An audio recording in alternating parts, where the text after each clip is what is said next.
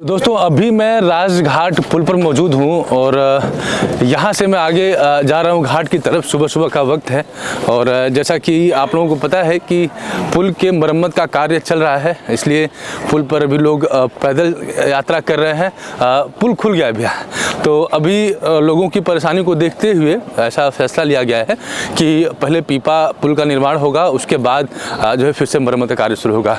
सुबह का मौसम है, काफ़ी ठंड है और मेरे लिए एक मौका है कि आज मैं खुद भी सुबह सुबह घाट की सैर करूं, क्योंकि अगर आप बनारस आते हैं तो घाटों का विशेष महत्व होता है, एक अलग शांति मिलती है। और मैं खुद मुगल सराय में रहता हूं, लेकिन घाट का प्रेमी हूं, चाहे सुबह हो शाम हो, जब भी मौका मिलता है तो मैं घाट की तरफ ज़रूर आता हूं। आइए मैं आपको लेके चलता हूं इस बेहतरीन ठंड या मौसम में और आपको भी घाट की यात्रा कराता हूँ मेरे साथ, ताकि आप भी इस जर्नी में मेरे साथ घाट का आनंद ले सकें। क्योंकि बहुत सारे ऐसे दर्शक हैं जो बनारस से नहीं हैं, लेकिन मेरी वीडियोस देखते हैं, मेरे फेसबुक के माध्यम से मुझसे जुड़े हुए हैं। चलिए आइए हम आपको लेके चलते हैं घाट की तरफ।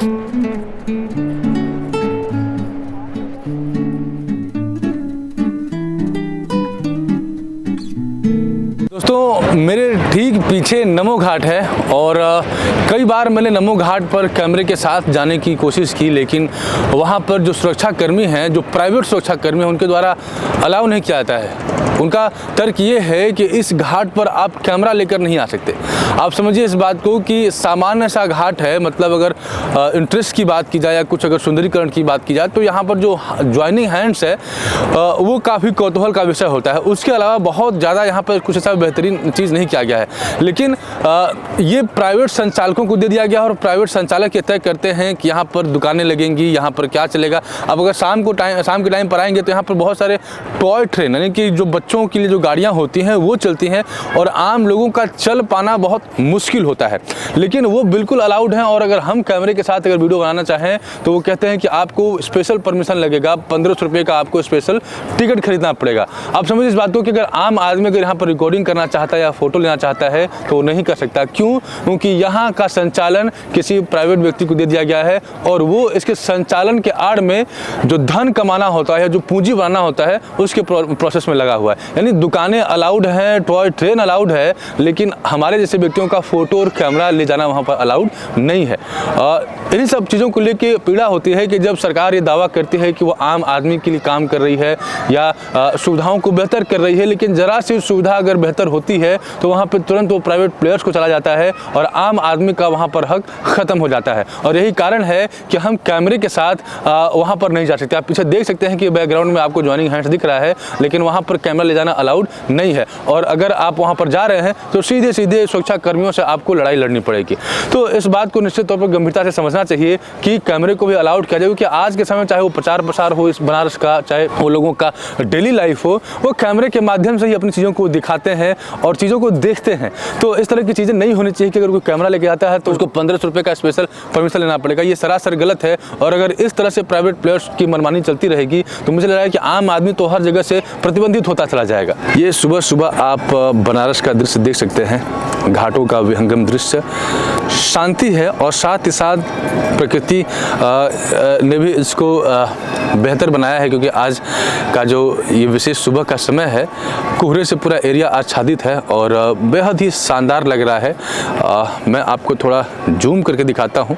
आप देख सकते हैं कि घाटों को सुंदर बनाया गया है और सुबह थोड़ी सी भीड़ भाड़ कम होती है, शोरगुल कम होता है, लेकिन कोहरे की वजह से ये पूरा जो एरिया है, कहीं ना कहीं ये जो शिमला मनाली लोग घूमने जाते हैं, ठीक वैसा ही दृश्य हुआ है। और ये वो पुल है राजघाट का जो मुगल सराय को बनारस से जोड़ता है, जिस पर भी मरम्मत का कार्य चल रहा है। और ये आप सामने देख सकते हैं कि नमो घाट है, जहाँ पर ये हाथ जोड़े हुए ये जो प्रतिमा बनी हुई है, यहाँ पर लोगों के लिए खास कौतूहल का विषय होता है।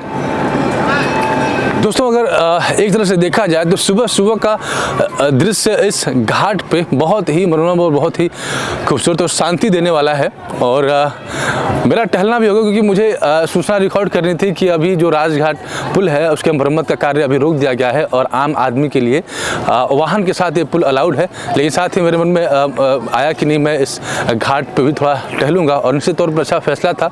आप देख सकते हैं कि ठंड का मौसम है, मैंने पूरा जैकेट वगैरह पहना हुआ हुआ है। तो ठंड में निश्चित तौर पर अगर आप इतना खूबसूरत दृश्य से अगर आप टहल रहे हैं तो आपको निश्चित तौर पर आनंद आएगा। और मेरे पीछे देख सकते हैं कि पूरा जो दृश्य है वो कैसे कोहरे से पूरा आच्छादित है, कोहरा लगा हुआ है और ऐसा देख के लग रहा है कि हम कहीं न कहीं किसी ऐसे ठंडे प्रदेश में आ गए हैं जिसको देखने के लिए सैलानी खास तौर पर जाया करते हैं। तो निश्चित तौर पर अगर कोई बनारस घूमना चाहता है तो मैं यही रिकमेंड करूंगा कि यह दिसंबर और जनवरी का महीना बहुत ही खास हो सकता है, क्योंकि कोई धूप नहीं लगेगा और ठंडी रहेगी और आप जितना मर्जी उतना बनारस को एक्सप्लोर कर सकते हैं। हम लोग तो लोकल के हैं, रोज़ ही बनारस आते हैं, हमें भी आकर्षक लग रहा है। और जो भाई बाहर से यहाँ पर आना चाहते हैं निश्चित तौर पर दिसंबर और जनवरी का महीना आपके लिए बेहद ही शानदार हो सकता है। और अब धीरे धीरे बनारस की काया बदल रही है, क्योंकि यहाँ पर रोप वे प्रोजेक्ट पे काम चल रहा है, यहाँ पर ओवर ब्रिज बन रहे हैं, फ्लाईओवर बन रहा है, तमाम चीज़ें चल रही हैं ताकि शहर को और सुंदर और सुगम बनाया जा सके। अगर आप बनारस का आनंद लेना चाहते हैं तो बिना बोट राइड के आपका ये आनंद अधूरा रहेगा।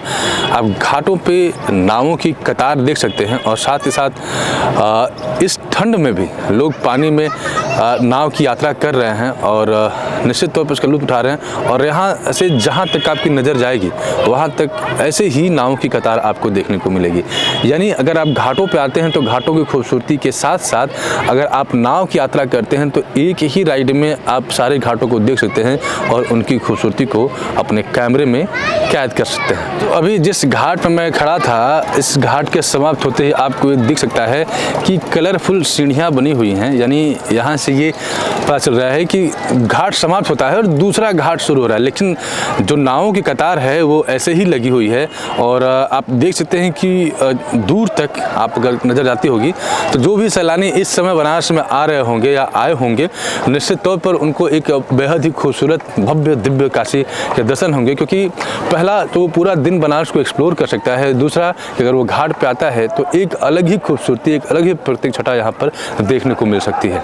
तो दोस्तों आज मैं अभी सुबह सुबह बनारस नमो घाट के जस्ट बगल में जो एक घाट बना हुआ है यहाँ पर मैं टहलने के लिए आया और मैंने अपने आँखों से अपने कैमरे से जो देखा वही मैं आप तक पहुँचा रहा हूँ। मेरी सुबह तो शानदार रही और उम्मीद है कि इस कैमरे के माध्यम से जिस सुबह बनारस का दर्शन आपने किया आपका भी दिन खुशनुमा होगा। और अगर आप बाहर से होंगे तो निश्चित तौर पर आप भी बनारस आने का प्लान कर रहे होंगे, क्योंकि जो खूबसूरती यहाँ पर दिख रही है बनारस की अपनी एक महिमा है। साथ ही साथ यहाँ पर जो खूबसूरती है वो भी आप एक्सप्लोर कर सकते हैं, देख सकते हैं। मुझे तो बहुत आनंद आया और उम्मीद करता हूँ कि आप भी इस वीडियो को देखकर सुबह के इस वाइब को फील कर सकते हैं। और अगर वीडियो पसंद आया तो जिस भी प्लेटफॉर्म पे आप वीडियो को देख रहे हैं वहाँ पर चैनल को सब्सक्राइब करें और पेज को फॉलो करें। मिलते हैं आपसे अगली वीडियो में, तब तक के लिए आपका दिन शुभ हो। हर हर महादेव।